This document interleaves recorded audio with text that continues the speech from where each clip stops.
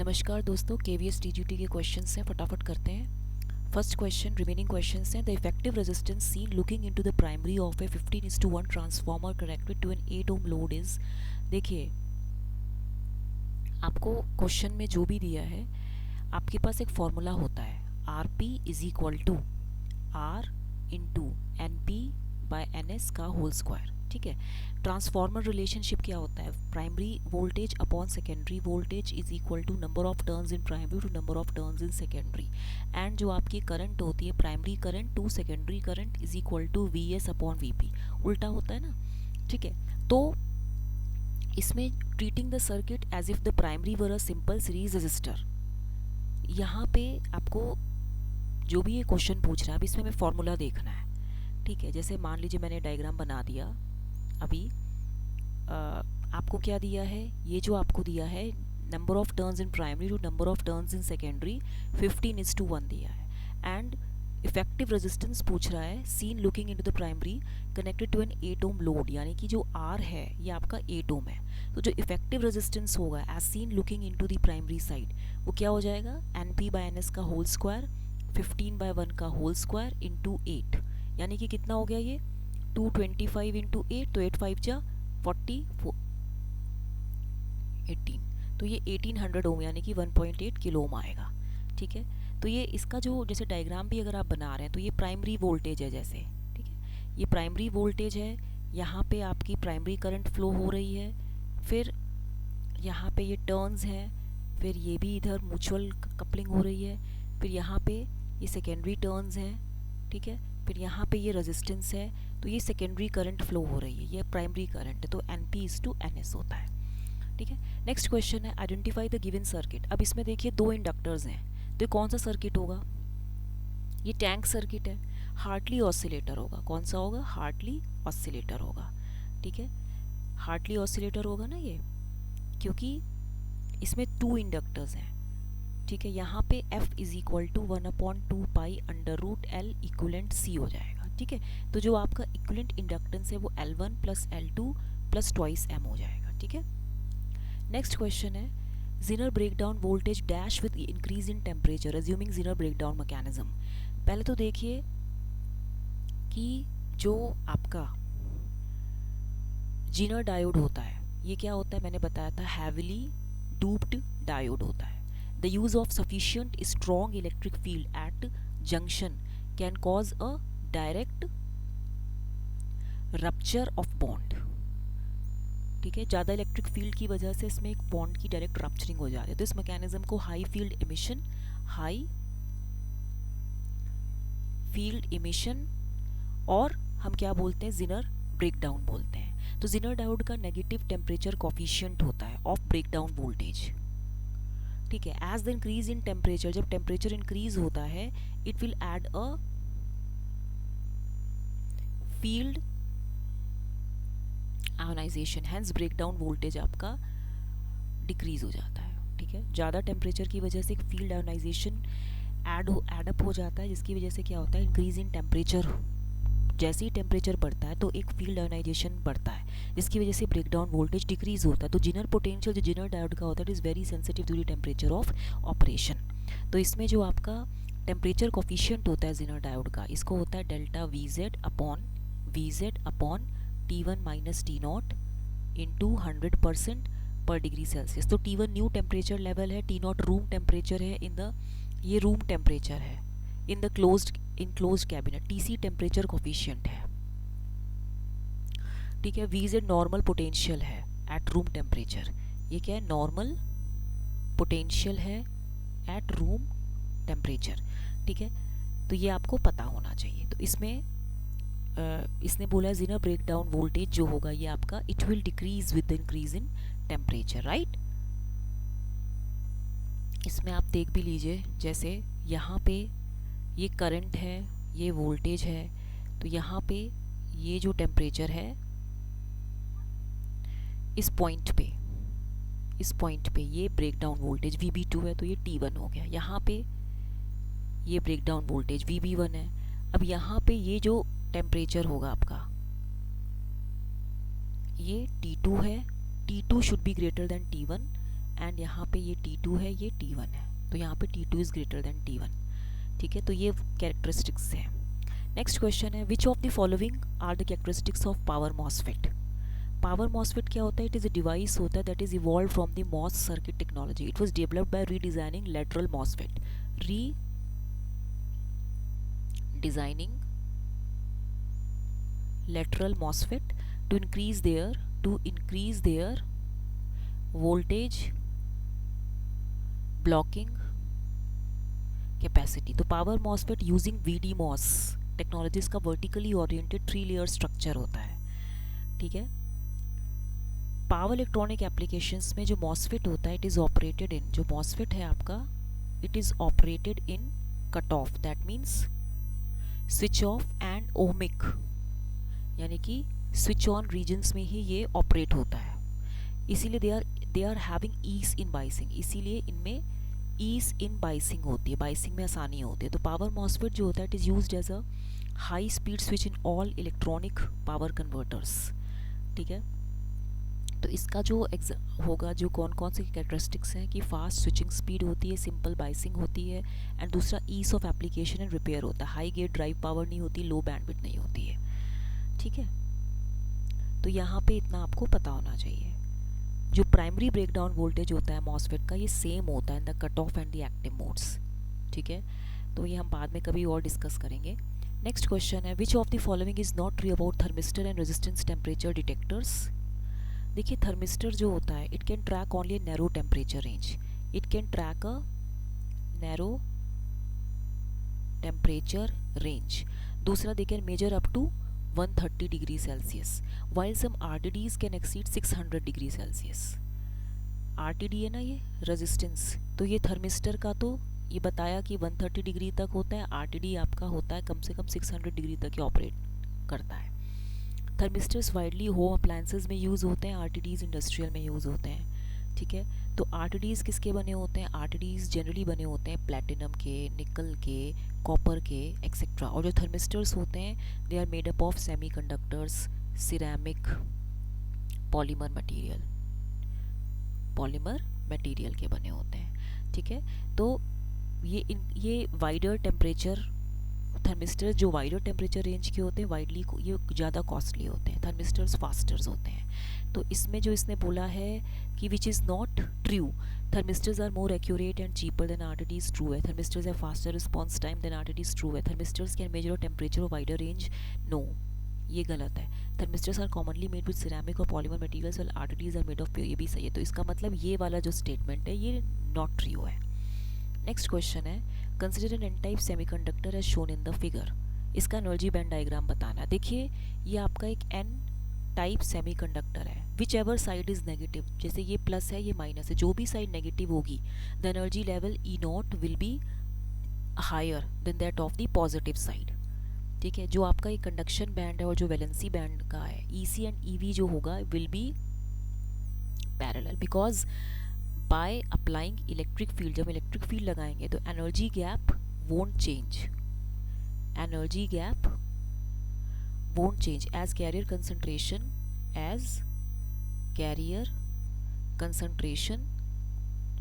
is not changing. तो slope of above curve gives the value of electric field. तो E is equal to 1 upon Q into DEC upon DX हो जाता है। तो इसीलिए यहाँ पे इसका ये वाला ग्राफ बनेगा, E वर्सेस जो भी है ये EC और EV ये पैरेलल में आएगा, ठीक है। नेक्स्ट क्वेश्चन है, which of the following is a non linear circuit parameter. Transistor, obvious है ट्रांजिस्टर ही होगा, क्यों? लीनियर एलिमेंट्स क्या होते हैं? whose parameters don't change with voltage and current. It has primarily two properties, homogeneity and additivity. जो R है, L है, C है, ये linear है. Non-linear is a element whose parameters change with voltage and current. It does not obey homogeneity and additive properties. Generally, circuit आपका linear होता है only if only its input and output can be related by a straight line passing through the origin. Otherwise ये non linear system है, ठीक है। Next question है, a full wave bridge rectifier is applied voltage at 50 hertz, the lowest ripple frequency will be, देखिए full wave rectifier जो होता है it rectifies the input voltages negative component, input voltages negative component को ही rectify करता है to a positive voltage, then utilising a diode bridge configuration. ठीक है, तो जो फंडामेंटल फ्रीक्वेंसी होती है रिपल में, जो आपकी फंडामेंटल फ्रीक्वेंसी होती है रिपल में, it is twice the input frequency. तो we get the output for positive and negative cycle of input AC. जो आपकी fundamental frequency of the ripples of output होती है it is twice of input, तो यानी कि जो ट्वाइस इनटू सप्लाई फ्रीक्वेंसी होगी। तो यहाँ पे सप्लाई फ्रीक्वेंसी कितनी दी है, तो इसीलिए ये 100 हर्ट्ज आएगी। ठीक है, नेक्स्ट क्वेश्चन है when a normal atom loses an electron, तो क्या होता है, when electrons are remove from the shell of atoms, जब इलेक्ट्रॉन्स को आप रिमूव करते हो, when electrons are removed from shell of atoms, तो जो नंबर ऑफ इलेक्ट्रॉन्स होते हैं ये डिक्रीज होते हैं then number of protons, and atom becomes positively charged, atom becomes positively charged positive ion, और पॉजिटिव आयन बन जाता है। तो जो पॉजिटिवली चार्ज्ड एटम्स होते हैं इनको हम क्या बोलते हैं, केटायंस बोलते हैं। इनको हम क्या बोलेंगे, केटायंस बोलेंगे। क्यों, क्योंकि एटम इसमें से रिमूव हो गया। When electron is removed the atom becomes unipositive cation, when two electrons are removed it is di positive. One electron अगर माइनस हो रहा है तो ये इसको हम बोलते हैं यूनी पॉजिटिव केटायन। अगर टू इलेक्ट्रॉन्स रिमूव हो रहे हैं, टू इलेक्ट्रॉन्स माइनस हो रहे हैं, तो हम इसको डाई पॉजिटिव बोलते हैं, डाई पॉजिटिव। और अगर थ्री इलेक्ट्रॉन्स रिमूव हो रहे हैं तो ये इसको हम ट्राई पॉजिटिव बोलते हैं, एंड सो ऑन। तो atom becomes a positive ion, तो इसका ही थर्ड ऑप्शन होगा। और जब वो गेन करता है इलेक्ट्रॉन को तो it releases, when an atom gains electron then it releases energy, in that case number of electrons higher होते हैं than that of the protons. तो negative charges become higher in number and the atom converts to negatively charged ion, जिसको हम anion बोलते हैं। Which semiconductor power device out of the following is not a current trigger device, thyristor, GTO, triac. Current trigger device कौन सा नहीं है, देखिए MOSFET में क्या होता है कि voltage input to the gate जो होता है, voltage input to the gate जो होता है, it controls the flow of current from source to drain. ये एक वोल्टेज कंट्रोल डिवाइस होता है, कौन सा, मॉसफेट। ठीक है, जैसे जबकि थायरिस्टर, जीटीओ एंड ट्रायक ये करंट कंट्रोल डिवाइसेस होते हैं। थायरिस्टर, जीटीओ एंड ट्रायक ये करंट कंट्रोल्ड डिवाइसेस होते हैं। मॉसफेट में गेट एंड चैनल जो होते हैं, इसमें जो गेट एंड चैनल होते हैं they are separated by a thin layer of silicon dioxide forming a capacitance, जिसमें क्या बनता है, forming a capacitance that varies along with the gate voltage, जो गेट वोल्टेज के साथ वेरी करता है। तो MOSFET acts like a MOS capacitor and it is controlled by the input VGS, तो it will act as a voltage controlled variable capacitor. तो इसीलिए ये करंट ट्रिगर्ड डिवाइस नहीं है। ठीक है, नेक्स्ट क्वेश्चन है sum of all the currents meeting at a point is zero, it is stated as Kirchhoff's first rule. ये तो आपको पता ही होगा। ठीक है, दूसरा क्वेश्चन है 1 henry inductance carrying a current of 3 ampere will store energy of, ये तो पता होगा, E is equal to half of LI square. L आपका क्या है, 1 हेनरी है, तो half into 1, 3 into 3।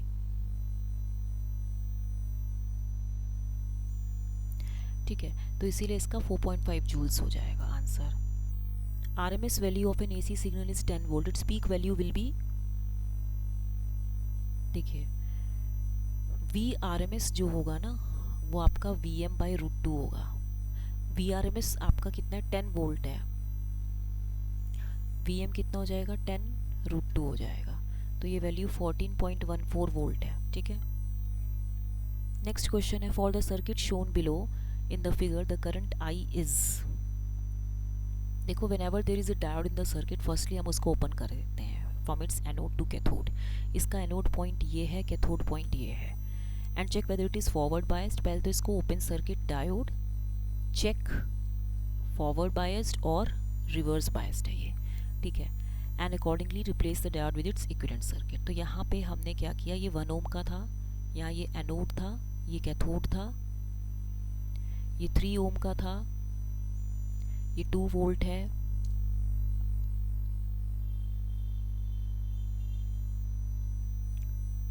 Two ohm है, और यहाँ पे ये ग्राउंड है।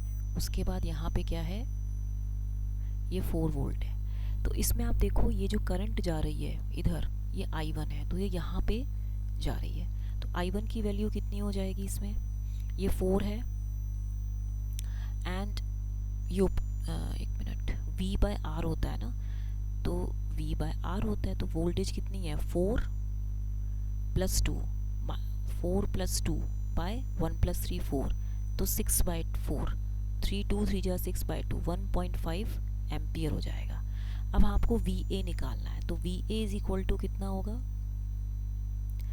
-4 + 1 इंटू कितना हो जाएगा, ये करंट है ना आपकी 1.5। हम नहीं, आपको इस तरह से, जैसे ये VA है तो -4 + 1 इंटू 1.5 एंड प्लस VA होना चाहिए, ये ऐसे होगा। तो ये VA इज इक्वल टू 4 - 1.5, यानी कि कितना हो जाएगा 2.5। ठीक है, तो VK कितना है, 0 वोल्ट है। तो यहाँ जो VA - VK है ये पॉजिटिव है, तो इसका मतलब जो डायोड है वो ऑन है। तो replacing the diode with a short circuit, अब हम क्या करेंगे, डायोड को शॉर्ट सर्किट से रिप्लेस करेंगे। तो हम दूसरा मार्कर ले लेते हैं। तो यहाँ हमने क्या किया है, ये 1 ओम है, ये 2 ओम है, ये 3 ओम है, ये 4 वोल्ट है। देखो ये 4 वोल्ट है, ये 2 वोल्ट है, ये 2 ओम है, यहाँ पे ये करंट है, यहाँ पे ये करंट है, ये एनोड है, तो ये जो करंट है इधर जाएगी। अब हमने क्या किया, डायोड को शॉर्ट सर्किट से रिप्लेस कर दिया। ठीक है, अब इस केस में जब हम नोडल एनालिसिस लगाएंगे तो VA - 4/1 + VA/2 + VA + 2/3, यही होगा ना, इज इक्वल टू 0। इसको सॉल्व करेंगे तो कितना आएगा, VA की वैल्यू 20/11 वोल्ट, क्योंकि ठीक है। तो वी कैन नाउ फाइंड की करंट की वैल्यू कितनी हो जाएगी, फिर करंट की वैल्यू हो जाएगी आपके पास, हाँ कितनी होगी, VA/2, दैट मीन्स 20/11 इंटू 2, तो 20/22 यानी कि 0.9 एम्पियर। तो आपका जो आंसर आएगा 0.9 एम्पियर होगा, राइट। नेक्स्ट क्वेश्चन है, 4 cells each of EMF are connected in series, the effective EMF combination will be, देखो 4 cells हैं आपके पास, 4 cells are connected in series। अब मान लीजिए सीरीज ग्रुपिंग में क्या है, जैसे ये है, आपने ये 4 cells कनेक्ट करी हैं, इसका इंटरनल रेजिस्टेंस भी R है, ठीक है, एंड यहाँ पे इट इज ये वाला भी रेजिस्टेंस है, ये करंट है, और यहाँ पे भी है।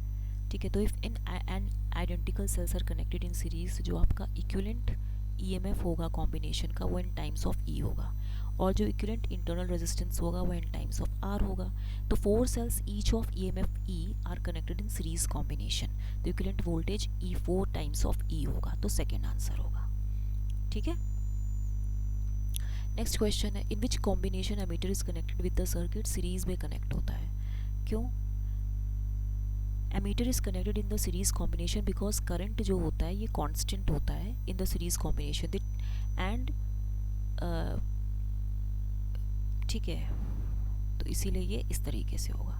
नेक्स्ट है उसके ये, an electrical lamp is marked this much, the resistance of the filament will be, देखिए पावर डिसिपेटेड होता है V²/R, V is the voltage applied across the lamp, ठीक है, बल्ब। तो पावर रेटिंग ऑफ लैम्प कितना है, 100 वॉट है, voltage rating of lamp है 220 वोल्ट है, रेजिस्टेंस है V²/P है, तो ये कितना हो जाएगा 220 × 220/100। तो ये जब पूरा सॉल्व करेंगे तो 484 ओम्स हो जाएगा, तो थर्ड ऑप्शन होगा। ठीक है, तो इसको आज ये बाकी रिमेनिंग क्वेश्चंस नेक्स्ट क्लास में करेंगे, तो इसको लाइक शेयर सब्सक्राइब करना मत भूलिएगा। Thank you very much. Okay.